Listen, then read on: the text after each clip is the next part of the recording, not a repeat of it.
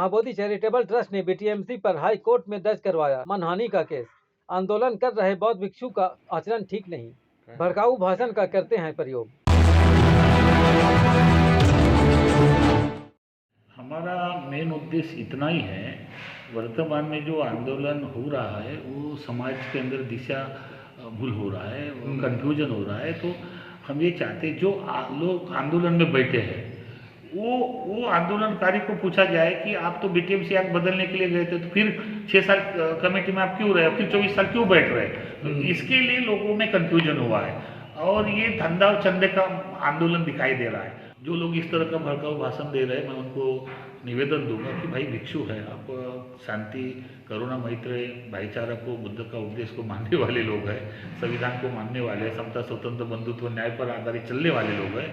तो मैं ये चाहता हूँ कि ये भिक्षु की भाषा नहीं है और आंदोलनकारी की भाषा नहीं है। अगर मान के चलो आपको पॉपुलरिटी चाहिए, प्रसिद्धि चाहिए, थोड़ी देर के लिए प्रसिद्धि मिल जाएगी, लेकिन आपके इस कथन से दो धर्म के इसमें जो उन्माद निर्माण होगा, इसका जिम्मेदार कौन होगा। तो इसीलिए मैं चाहता हूँ कि आपको अधिकार है अपना अधिकार मांगने के लिए संविधान के माध्यम से, कि 1949 का जो एक्ट है बौद्धों के विरोध में है, संविधान विरोध है, ये मांगिए ना, कौन मना कर रहा है। लेकिन आप इस तरह से जो भाषण दे रहे हैं उसके मैं आह्वान करूंगा, जो इस तरह से बयानबाजी करते हैं उनको कानूनी कार्रवाई की जाए। मैं ये चाहता हूँ कि दो समाज के अंदर जो हिंदू मुस्लिम, अभी बौद्ध हिंदू में ऐसा तनाव पैदा न होना चाहिए। हम भारत के लोग हैं, भारतीय हैं और अंत तक भारतीय रहेंगे और सभी धर्म के अधिकार संविधान में समाहित है और सबको अधिकार दिया है। तो आप भी अपने अधिकार के लिए न्यायपालिका के माध्यम से जाना चाहिए। मैं जो ऐसा मैं निवेदन करूँगा, जो इस तरह के भड़काऊ भाषण देते हैं ना, उनको भी मैं एक धर्मगुरु होने के नाते एक मंगल मैत्री करूँगा कि आप इस तरह से बयानबाजी करके समाज के बीच में तनाव वातावरण ना पैदा करें। मेरा ऐसा सुझाव उनको रहेगा। आपका जो यातायात जो नियमावली है या यातायात अधिनियम है, उसका कोई उल्लंघन नहीं हो रही थी और उसके अलावा आपकी जो ये नगर पालिका अधिनियम है उसका भी कोई उल्लंघन नहीं हो रही थी, या उस तरह का कोई नोटिस इनको नहीं दिया गया था। जबकि हमारे रूल्स बुक्स ये कहते हैं कि अगर आपको कानून को लागू कराना है तो जरूर, इन्होंने अगर गैर कानूनी तरीके से गेट खड़ा किए थे, जिसको स्वागत गेट, वेलकम गेट, सभी धर्म वाले सभी अपना परंपरागत करते ही हैं। तो भी बुद्ध जयंती का उपलक्ष्य था 2024 का, लेकिन इस तरह का कोई प्रियर नोटिस इनको नहीं दिया गया, सीधा आकर के गेट को तोड़ दिया गया, जिसके कारण इनका मानसिक रूप से महाबोधि चैरिटेबल ट्रस्ट को कोई नोटिस नहीं दिया गया। इनका जो गेट थे, खास करके जो आपका महाबोधि मंदिर से जो एग्जिट जो गेट दरवाजा है या गेट है, उसके तहत जो मस्जिद के रास्ता में जो जाता है यहाँ बहुत गया है, उसी किनारे में ये गेट खड़ा था। तो उसके पश्चात उन्होंने जब गेट को तोड़ दिया गया, इन्होंने पहले लीगल नोटिस सर्व किए, कानूनी नोटिस पहले भेजा गया, जिला पदाधिकारी को भेजा, बीटीएमसी के जो सचिव है उनको भेज दिए गए, ये नगर परिषद का जो कार्यपालक मुख्य कार्यपालक पदाधिकारी उनको भेज दिया गया। मीडिया के पत्रकार बंधुओं, मैं आपके सामने भदंत हर्षबोधि मास्तूर बोध गया में रहता हूँ। आज की पत्रकार परिषद लेने का उद्देश्य यही है कि हमारे बनते जी प्रियपाल जी ने जो बताया उसी संबंधित महीने 2024 में बुद्ध जयंती के अवसर पर भारत के विभिन्न राज्य से जो बौद्ध अनुयायी हैं, वो श्रद्धालु हैं, वो बोध गया में आते हैं बुद्ध जयंती के अवसर पर। तो हमने उनके अभिनंदन के लिए, उनके स्वागत के लिए डॉक्टर बाबा साहब आम्बेडकर का एक तस्वीर और बुद्ध का तस्वीर करके स्वागत गेट लगाया था। 4 गेट लगाए थे, जिसमें से जो बीटीएमसी के सामने जो जामा मस्जिद की तरफ रास्ता जाता है, उस रास्ते पर एक गेट लगा था। तो उस गेट को ना किसी तरह से हमको नोटिस दिया, ना जानकारी दी और ना कुछ भी हमको जो कानूनी प्रक्रिया उस तरह से हमको उन्होंने जानकारी दी और वो गेट तोड़ दिया। लगातार वो 17 तारीख को लगा, लेकिन जयंती के एक दिन पहले तोड़ा गया। तो हाँ, तो मुझे लगा कि मैं तो एक धर्मगुरु हूँ, मुझे मानसिक तनाव हुआ, मुझे टार्चर किया जैसा लगा कि ये लोग धर्मगुरु को इसका हरासमेंट हुआ फिजिकली, और मेरी जो बदनामी हुई लोगों में, मेरी जो प्रतिष्ठा थी धर्मगुरु के नाते, तो उससे लोगों में एक गलत मैसेज गया। इसलिए मैंने फिर कानून के माध्यम से एक लीगल नोटिस भेजा डीएम को, नायब सचिव को, और पंचायत नगर पंचायत के जो सीओ लेखापाल अधिकारी उसको भी। फिर भी उन्होंने कोई ध्यान नहीं दिया। तो मुझे अपने न्याय के लिए पटना के जो न्यायपालिका हाईकोर्ट है उसमें मुझे याचिका दायर करना पड़ा।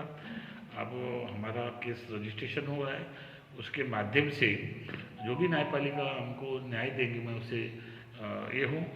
वास्तविक में देखा जाता हूँ कि अभी फिर मैं चाहता हूँ कि डीएम हो या बीटीएमसी के लोग हो तो भिक्षुओं को बार बार दबाने का प्रयास करते हैं। कई बार पास के संबंध में नोटिस दिया जाता है, उनको मजबूर किया जाता है। तो हम लोग धर्मगुरु हैं, हम न्यायपालिका के माध्यम से मानने वाले, शांता संतत्व बंधुत्व करुणा इस पर विश्वास रखने वाले हैं, और हमारे साथ सौतेला व्यवहार किया जाता है। ये पहली बार नहीं, इसके पूर्व भी आप पत्रकार को मालूम है कि जब अंबेडकर जयंती हुई थी तो उस वक्त भी 17-18 में गेट लगा था, उस वक्त नहीं तोड़ा गया। लेकिन मान के चलो इस जयंती में, बुद्ध जयंती में हेतु पुरस्कार जानबूझकर मुझे हरासमेंट करने के लिए, मुझे परेशान करने के लिए ये गेट तोड़ा गया। इसलिए मैंने सुप्रीम कोर्ट में अपनी याचिका दायर की, पटना हाईकोर्ट में याचिका दायर की है, और मुझे निश्चित रूप से पटना हाईकोर्ट के माध्यम से न्याय मिलेगा। साथ ही साथ मैं बताना चाहता हूँ कि जो वर्तमान में अभी माँ बोधि माँ विहार का इशू चल रहा है, जिसके लिए लोग धरने पर बैठे हैं, तो आप सभी को पता है कि ये आंदोलन 1891 में अनागारिक धर्मपाल ने शुरुआत की थी। उसके बाद में एक निसंरक्षित भत्ते थे जो नागपुर के, उन्होंने की। उसके बाद में 92 में भदंत आर्य हरिजन सुरेश ससाई जी ने अपने नेतृत्व में आंदोलन शुरू किया। 1949 का याद बदलने के लिए इन लोगों ने आंदोलन किया। तो ये आंदोलन का परिणाम इतना हुआ कि 5 लोगों से 5 लाख लोगों तक संघर्ष हुआ केंद्र सरकार के, पटना बिहार सरकार के विरुद्ध में। तो केंद्र सरकार बिहार सरकार के विरुद्ध इतना जोर से धरना प्रदर्शन हुआ, तो बिहार सरकार ने इनको आमिष दिखाकर आंदोलन को तोड़ने के लिए जो 1949 का एक्ट है, माँ बोधि माँ विहार प्रबंधन एक्ट जो है, उसको चेंज करने के लिए, उसको बदलने के लिए आए थे जो आंदोलनकारी, लेकिन उसी में ये बैठ गए, 4 मेंबर हुए, तो आंदोलन तो कमजोर हुआ। इतना ही नहीं, तो भंते ससाई जो है, जो जापान से आए हैं, उन्होंने माइनॉरिटी का मेंबरशिप स्वीकार किया, अल्पसंख्यक आयोग का मेंबर बने, तो टोटली आंदोलन समाप्त हुआ। अभी 12 फरवरी को शायद आकाश लामा के माध्यम से, जिसमें प्रज्ञाशील भंते भी है, वो 1949 का एक्ट बदलने के लिए गए थे, लेकिन 6 साल तक बीटीएमसी में सचिव रहे, तब उनको ये एक्ट दिखाई नहीं दिया कि बुद्ध के विरुद्ध में है, काला कानून, ये काला कानून है बुद्ध के लिए। अभी 24 साल के बाद वो आकाश लामा के साथ धरने पर बैठे कि यह एक्ट को निरस्त करेंगे। हमने इसी उद्देश्य से कि हमारा भारत का लोग श्रद्धालु है, भावनात्मक है, तो ये लोग कहीं ना कहीं कन्फ्यूजन में है। इसलिए पूरे भारत के भिक्षु की एक विराट धर्म सभा का 2 तारीख को अप्रैल को हमने इंटरनेशनल मेडिटेशन सेंटर में किया है, जिसमें भारत के विभिन्न राज्य से भिक्षु आएंगे, अपना सुझाव, अपना मत रखेंगे, और उस मीटिंग के माध्यम से तय किया जाएगा कि क्या 1949 का जो एक्ट है किस तरह से बदलने के लिए हम लोग प्रयास करेंगे, कैसी कमेटी होगी। अभी वर्तमान में जो लोग बैठे हुए हैं धरने पर, तो काफ़ी तरह से लोग भ्रमित भाषा का यूज कर रहे हैं। मैं चाहता हूँ कि आंदोलन होना चाहिए, लेकिन आंदोलन को न्यायपालिका के माध्यम से होना चाहिए, बाबा साहब के संविधान के माध्यम से होना चाहिए। कुछ लोग अपने चैनल के माध्यम से, फेसबुक के माध्यम से तरह का घोषणा करते कि ब्राह्मणों को भगाओ, ब्राह्मणवाद हटा।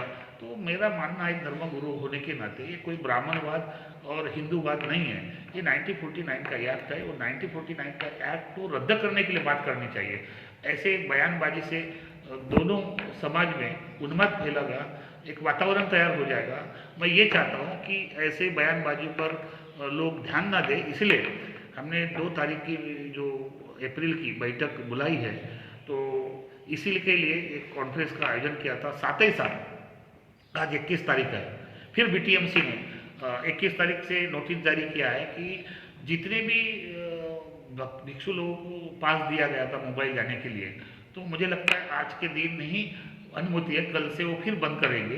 तो मैं ये चाहता हूँ कि बीटीएमसी द्वारा बार बार भिक्षुओं को हरासमेंट करना, मैं ये चाहता हूँ कि क्या ऐसा प्रॉब्लम है कि भिक्षु लोग मोबाइल जाते, तो ऐसी कौन सी कमियां नज़र आती है?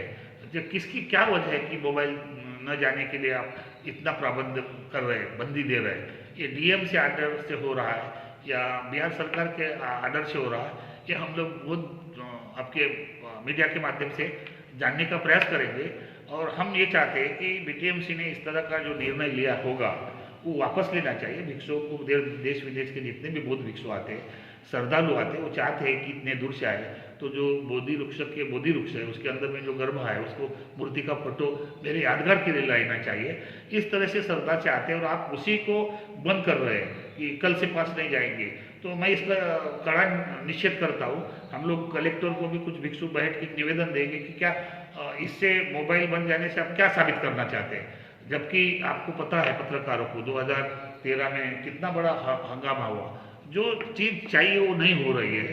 तो हम चाहेंगे कि भिक्षु का एक हमारा निवेदन है, इस बीटीएमसी के सचिव हो या डीएम हो, उन्होंने जो 21 तारीख से जो पास रद्द करने का जो प्रस्ताव पारित किया है, नोटिस जारी किया है, तो वापस ले और भिक्षुओं को मोबाइल जाने के लिए जितने पास दिए हैं उसको अलाउड होना चाहिए। केवल उन्होंने लिखा है कि नहीं इसमें केवल बीटीएमसी के भिक्षु ही जाएंगे, पास लेकर कर्मचारी लेके मोबाइल लेके जाएंगे। तो इस तरह से तो व्यवहार जो है सौतेला व्यवहार हो रहा है। इससे फिर एक बार बीटीएमसी के विरोध में लोग खड़े हो जाएंगे। अभी माँ बोधि विहार का प्रश्न है जो बुद्ध को सौंपना चाहिए, ये भी एक गंभीर सवाल है। तो इसीलिए हमने आज के पत्रकार परिषद का आयोजन किया है।